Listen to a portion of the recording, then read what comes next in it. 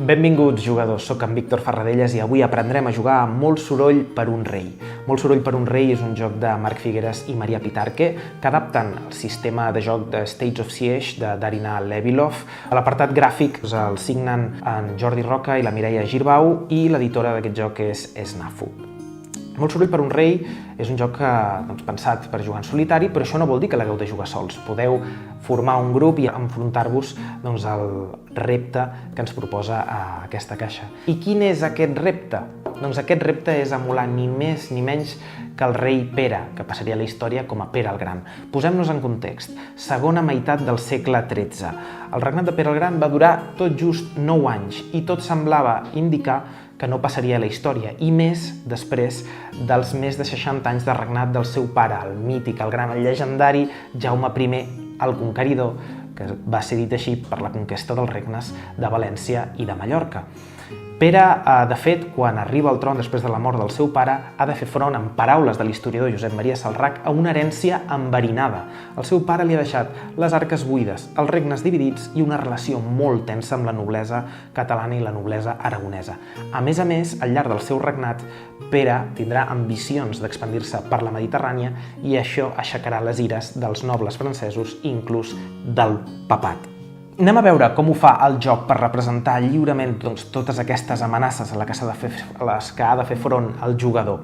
Per començar, ho fa amb un mapa que representa la Mediterrània occidental de forma esquemàtica i en el que trobem una sèrie de caselles on estan representades les ciutats. Aquestes ciutats estan connectades amb una línia que representa les rutes que seguiran una sèrie de fronts que intenten arribar fins a Barcelona per enderrocar les seves muralles. Si el mapa és l'espai on transcorre el joc, les cartes són el temps. Podríem dir que és el motor de la història, és l'element principal del joc. En el primer que m'agradaria que us fixéssiu és que a la part inferior dreta de les cartes hi ha una lletra que les identifica. Per començar, el que farem simplement serà agafar les cartes que tenen la lletra A i les barrejarem. Hi ha un altre element comú que és un valor numèric damunt d'una marca de cera a la part superior esquerra. Això indicarà el nombre d'accions que podem fer. Algunes cartes tindran un símbol a la part superior dreta d'una banderola de color blau. Totes les cartes també tenen en comú el fet de tenir una il·lustració i un text descriptiu que explica, posa una mica de context històric. Pot ser que les cartes tinguin algun esdeveniment que també es desencadenarà al llarg del torn i finalment tenen una sèrie d'escuts en la part inferior ressaltats que indicarà el moviment d'aquests fronts.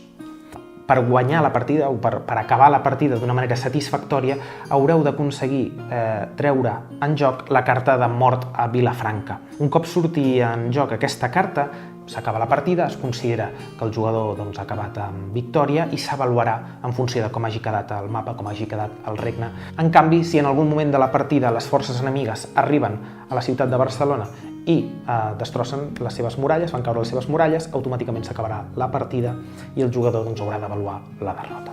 Un cop fetes les presentacions, anem a veure en detall la seqüència de joc. Per començar, la primera acció que ens demana el joc és obtenir una nova carta. Durant la preparació haurem posat totes les cartes de la baralla A un espai proper, a prop de la taula, i obrirem una carta per començar a jugar. Aquest és el primer pas. A continuació observem si hi ha reforços, si es du a terme una fase de reforços. En aquest cas, que he tret la carta de la Hisenda empobrida, no hi ha la banderola de reforços, per tant ens saltaríem aquest pas.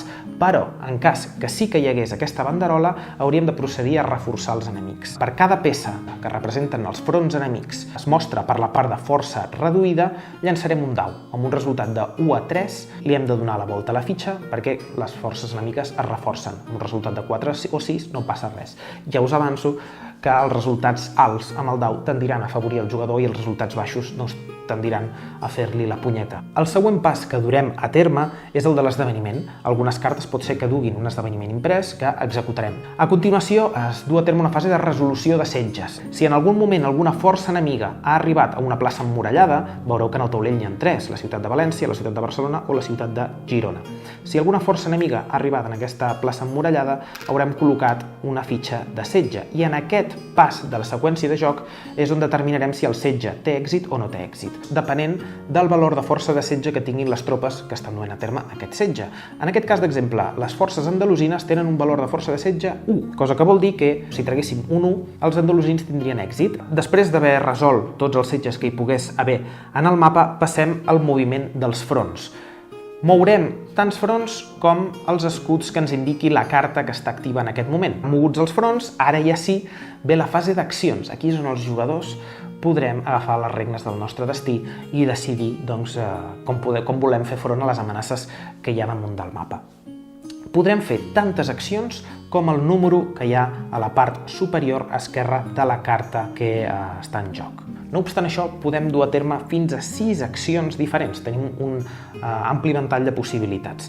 D'aquestes 6 accions disponibles les podríem dividir, per fer l'explicació més amena, en 3 grans grups. Iniciar una ofensiva, intentar influir en els actors de la política nacional i internacional i reagrupar les nostres tropes. Com fem una ofensiva? Tirarem un dau, aplicarem els modificadors, hi haurà diversos modificadors, des de les cartes, per exemple, aquesta carta d'exemple que ens mostra les espases vermelles creuades, vol dir que tenim un modificador de -1, fins a l'estat de la noblesa, que també ens aporta modificadors, o si afegim tropes, això també afegirà modificadors, si fem que els almogàvers ens ajudin, doncs tindrem un +1 a les nostres tirades, o qualsevol de les nostres flotes en les caselles que tenen l'àncora, també tindrem un modificador de +1. Tirarem el dau i compararem el resultat amb el valor que hi ha a la part esquerra, impresa de color blanc, de les fitxes d'amenaça. Aquest és el valor de força o l'ofensiva, d'acord? Si traiem un número igual o inferior, no hem tingut èxit. Si el superem, hem tingut èxit i aconseguim que les tropes es moguin un espai enrere. M'agradaria comentar-vos, pel que fa al moviment, una norma molt bàsica d'aquest joc, i és que no hi pot haver mai 2 fitxes en una mateixa casella. Això vol dir que sempre que sigui possible les fitxes hauran d'ocupar una sola casella. Si s'han de retirar a una casella on hi ha una altra fitxa, simplement les substituirem. També deixeu-me dir-vos, pel que fa a les ofensives, que si en qualsevol moment obteniu un resultat de 6 quan feu una ofensiva, independentment dels modificadors, només val tirar el dau i obtenir un 6, el que fareu serà debilitar les forces. Li donarem la volta a la fitxa i mostrarem el cantó al costat de la fitxa amb la força disminuïda. Com veieu, els valors de la fitxa són menors. Recordeu que us deia que teníem moltes accions a l'abast. 3 accions que podem fer tenen a veure amb afectar la influència. Podem fer servir accions per intentar influir en Jaume de Mallorca, en la fidelitat de la noblesa o en el papat. És molt senzill. De nou, tirarem un dau i, en aquest cas, també aplicant modificadors, perquè pot ser que les cartes ens apliquin modificadors, sabrem si hem tingut èxit o no. Sapigueu que influir en el papat i influir en Jaume de Mallorca és més complicat, perquè necessitem un resultat de 5 o 6, que influir en la noblesa catalana. Si tenim èxit, movem la fitxa cap a una posició més favorable als nostres interessos. Això pel que fa a les influències. Us he explicat com fer una ofensiva, com influir, i ens queden les 2 últimes accions que tenen a veure amb el reagrupament de les tropes. Es divideixen en 2 perquè o bé ho fem amb les tropes d'infanteria, els almogàvers, o bé ho fem amb la marina, amb la flota. Quan fem un reagrupament no cal que tirem un dau, és una acció automàtica, agafarem la fitxa que tindrem utilitzada i la passarem a la banda activa. Un cop fetes les accions, hi ha 2 fases més a tenir en compte. La primera d'elles és l'establiment de setge, que simplement ens ho recorda el joc, és que si alguna força ha arribat a alguna plaça emmurallada li hem de posar una fitxa de setge. Aquest setge es resoldrà en un altre moment, recordeu que us l'he explicat al principi de la seqüència de joc, és a dir, aquest setge es resoldrà en el següent torn. I a continuació mirem si hi ha alguna acció especial que normalment vindran escrites a la part inferior de la carta amb un text de color vermell. Un exemple són les vespres sicilianes. Quan apareix aquesta carta ens indica que hem d'afegir les cartes de la baralla B. Hi ha una última acció que sí que hauríem de fer a forma de manteniment, a forma de recordatori. Només es desencadenarà una vegada al llarg de la partida, o pot ser que ni es desencadeni, que té a veure amb el papat. Si, arribats a aquest punt del torn, és a dir, al final de tot, la fitxa del papat es troba a 0, es desencadena una croada. Entraria en joc aquesta carta que tenim separada, que també tenia una E a la part inferior, i serà la que jugarem en el pròxim torn. Bé, espero que aquest tutorial us hagi servit i ens veiem en pròxims vídeos.